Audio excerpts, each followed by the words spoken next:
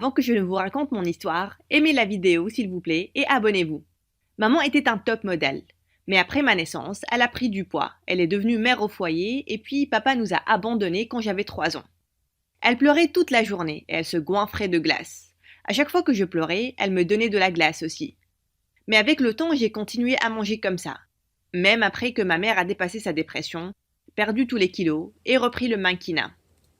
Un jour, j'imitais ses poses devant le miroir, quand elle est entrée en riant. Maman, qu'est-ce qui te fait tellement rire? Je vais être mannequin un jour, comme toi. Oh, pauvre bébé, pourquoi tu es si bête? Le mannequinat n'est pas pour tout le monde. On trouvera un truc où tu es bonne, mais je doute que ce soit ça. C'était méchant. Mais quand elle est partie, j'ai discrètement pris ses talons et j'ai répété ma démarche. Et quelques minutes après, j'en ai cassé un. Je l'ai collé et je l'ai remis à sa place. Maman a commencé à partir en voyage pour le travail. Elle a donc embauché une nounou pour moi. Les années se sont écoulées et la nourriture est devenue ma manière de gérer mes émotions. À chaque fois que j'étais triste ou stressée, je me goinfrais. Quand je suis arrivée en 4e, j'étais ronde. J'étais intelligente et j'avais de bonnes notes, mais tout le monde se moquait de moi à cause de mon poids. J'ai même changé d'école, mais les choses ne se sont pas améliorées. Parce qu'ici, j'étais invisible et c'était terrible.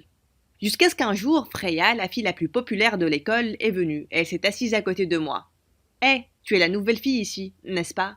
Tes cheveux sont tellement beaux. Elle a commencé à s'asseoir avec moi tous les jours et on est devenus de très bonnes amies. Maintenant, soudain, les garçons me remarquaient, mais seulement parce qu'ils voulaient se rapprocher de Freya.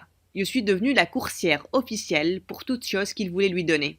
Donc un jour, quand ce garçon mignon, Sheldon, m'a donné des fleurs, j'étais choquée quand il a dit qu'ils étaient pour moi. Est-ce que c'était une sorte de blague? Mais il avait l'air sincère, et puis il m'a demandé de sortir avec lui. Durant les quelques semaines qui ont suivi, j'étais sur les nuages. Mais une fois, on est sorti dîner, et j'ai soudainement senti la chaise lâcher sous moi. Et je me suis écroulée par terre. Je voulais simplement disparaître, mais Sheldon s'est complètement déchaîné contre le patron. Ma petite copine aurait pu se blesser. De quoi sont faites ces chaises? De cure-dents? Puis il nous a donné un énorme repas gratuit, et on a mangé dans la voiture. J'aimais qu'il me défende comme ça. Le lendemain, je suis allée à la salle de gym de l'école pour le chercher.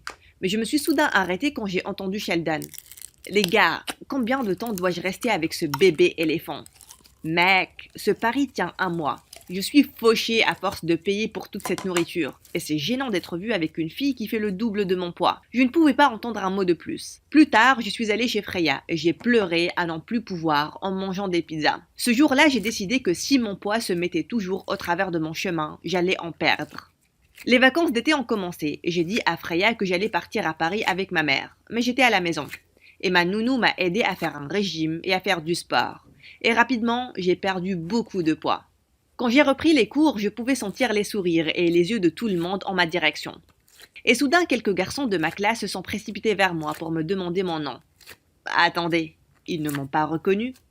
C'est là que j'ai vu Freya et j'ai couru pour l'enlacer. Freya, tu m'as tellement manqué. Léna, c'est toi? Oh mon Dieu, quoi? Comment tu as fait ça? Elle était très surprise, mais très fière de moi. C'est là que Sheldon est venu me voir, ayant l'air ébahi. Waouh, Lena, tu es plus belle que Wonder Woman. Mais dis-moi, bébé, pourquoi tu n'as pas répondu à mes messages durant les vacances? Tu m'as manqué. Tout ce que je voulais faire, c'était le gifler très fort. Mais soudain, j'ai eu une meilleure idée. Oh, j'étais dans un séjour de yoga, et on n'avait pas le droit d'utiliser nos téléphones là-bas. Mais tu m'as beaucoup manqué aussi. Freya avait l'air choquée. Mais je l'ai rapidement traîné et je lui ai murmuré mon plan, et ça l'a fait rire. Le lendemain, j'ai planifié un rencard romantique avec Sheldon dans un restaurant très chic. J'étais sur mon 31. Quand il était temps de commander, j'étais prête. Oui, je vais avoir toutes les entrées. 3 homards, 4 steaks, un saumon de poché, et bon, vous pouvez nous apporter tous les desserts sur le menu? Léna, qui va manger toute cette nourriture? Moi, bien sûr. Tu sais comment est mon appétit, bébé. Quand la nourriture est arrivée, j'ai pris quelques bouchées et j'ai demandé au serveur d'emballer le reste. Quand il est revenu avec l'addition, j'ai pris la nourriture et j'étais sur le point de partir, quand Sheldon a perdu la tête. On va partager l'addition, n'est-ce pas? Non, ça coûte cher de sortir avec un bébé éléphant. Aussi, il est temps que tu paies pour avoir été un vrai débile. Je lui ai jeté un verre de jus au visage et je suis partie. J'ai donné la majorité de la nourriture à des sans-abri et le reste, je l'ai partagé avec Freya pendant que je lui racontais tout ce qui s'était passé au rencard. Sheldon ne s'est plus jamais approché de moi, mais ma popularité à l'école a explosé du jour au lendemain. Tellement de garçons me demandaient de sortir avec eux que je ne tenais plus le compte et les invitations aux fêtes pleuvaient. Un jour, durant le déjeuner, j'ai reçu un message d'un nouveau numéro. C'était le nouvel italien à l'école qui faisait baver toutes les filles. Viens à ma fête d'anniversaire ce soir, bellissima. C'est réservé aux bombes. Je suis allée à la fête. Il y avait un grand écran montrant des photos de bébés de cet Italien. Tout le monde les trouvait mignons. Mais soudain, l'écran est devenu noir. Et ce qui a commencé à être affiché après m'a choquée.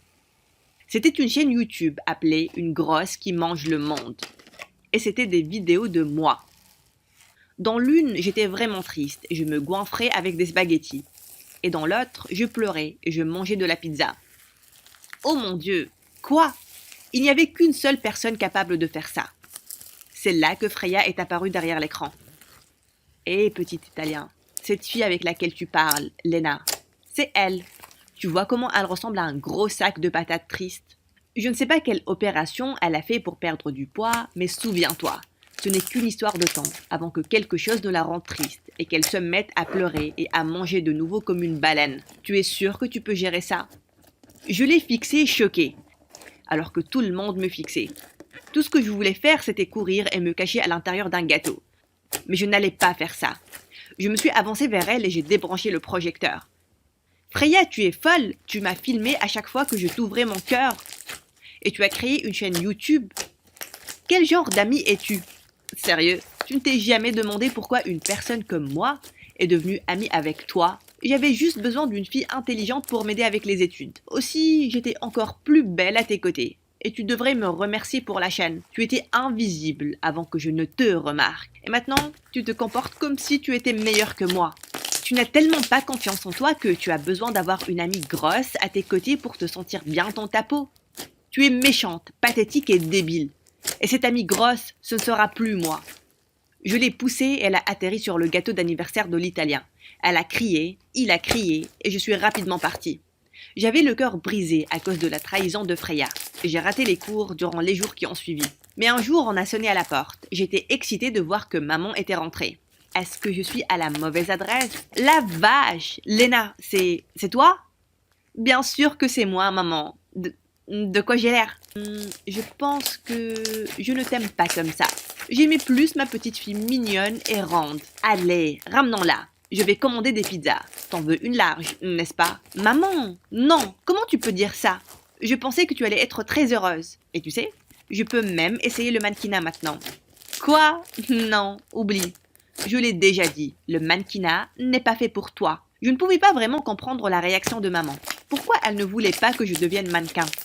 Elle a remarqué que je n'allais pas en cours et je lui ai dit à propos de cette stupide fête. Quand j'ai montré à maman l'horrible chaîne YouTube, elle a commencé à rire. Je suis désolée, je n'avais pas l'intention de rire, mais c'est plutôt rigolo, d'une manière mignonne. Et soudain, je me suis déchaînée. Tu penses que c'est rigolo que ma meilleure amie filme les moments les plus tristes de ma vie et les mette sur YouTube pour que tout le monde les voie? Tu penses que c'est rigolo d'une manière mignonne? Maman, j'avais un trouble alimentaire. Et tu sais, c'est la faute à qui? À toi. Elle a sursauté, comme si elle venait d'être électrocutée. Hé, fais gaffe. J'ai travaillé vraiment dur pour te donner une belle vie et... Maman, tu as travaillé vraiment dur pour toi et tu m'as littéralement laissé manger mes émotions. Tu as idée combien ma vie a été dure? Et maintenant que j'ai travaillé tellement dur et que je me sens enfin bien, tu n'es même pas heureuse pour moi? Mon Dieu, tu es la pire. Je me suis enfermée dans ma chambre et j'ai décidé que je devais faire face à Freya toute seule. J'ai fait une vidéo sur mes problèmes émotionnels alimentaires et combien de vidéos ont été mises en ligne sans mon consentement. Je l'ai postée et elle est devenue virale. Tellement de personnes ont signalé la chaîne, elle a immédiatement été supprimée. Beaucoup de personnes ont même commenté que je devrais porter plainte contre Freya. Et le lendemain, ses parents étaient devant ma porte, me suppliant de lui pardonner. Elle fera n'importe quoi. Elle changera d'école, elle ne te gênera plus. Vas-y Freya, dis que tu es très désolée. Eh bien, elle l'a fait, et je ne l'ai plus jamais revue. J'ai repris les cours, mais j'ai arrêté d'aller aux fêtes et de fréquenter ces personnes superficielles qui ne me voyait même pas avant ma perte de poids. Un jour, j'ai pris le carnet d'adresses de maman et j'ai copié quelques numéros d'agences de mannequinat. J'en ai contacté quelques-unes et j'ai patiemment attendu des réponses. Un jour, un homme en costume est venu chez nous. Il s'est avéré être le premier agent de mannequinat de maman. Oh, ça fait un bail qu'on n'a pas travaillé sur un projet ensemble. Je suis tellement heureuse de te voir ici. Oh oui, mais maintenant je suis ici pour voir ta fille, Lena. Elle nous a envoyé sa vidéo de casting et je pense qu'elle va être la prochaine révélation. Tu dois être tellement fière d'elle. J'étais sur les nuages, mais maman est devenue pâle. Elle m'a traînée à la cuisine. Comment oses-tu me faire ça? Tu as perdu du poids juste pour me montrer que je suis démodée et inutile et que tu peux être meilleure que moi? J'ai furieusement éloigné sa main. Donc c'est ça ton problème. Mon Dieu, tu as encore moins de confiance en toi que Freya. Ma perte de poids n'a rien à voir avec toi. C'est moi qui reprends le contrôle de ma vie. J'ai signé le contrat pour le projet devant ses yeux. Et ça s'est très bien passé. D'autres projets ont commencé à s'enchaîner et je gagnais beaucoup d'argent. Rapidement après ça, j'ai intégré un concours national de mannequinat et j'ai gagné. Je suis montée sur scène pour mon discours. À toutes les jeunes filles ici, je voulais juste vous dire, ne laissez personne, ni quoi que ce soit, vous empêcher de réaliser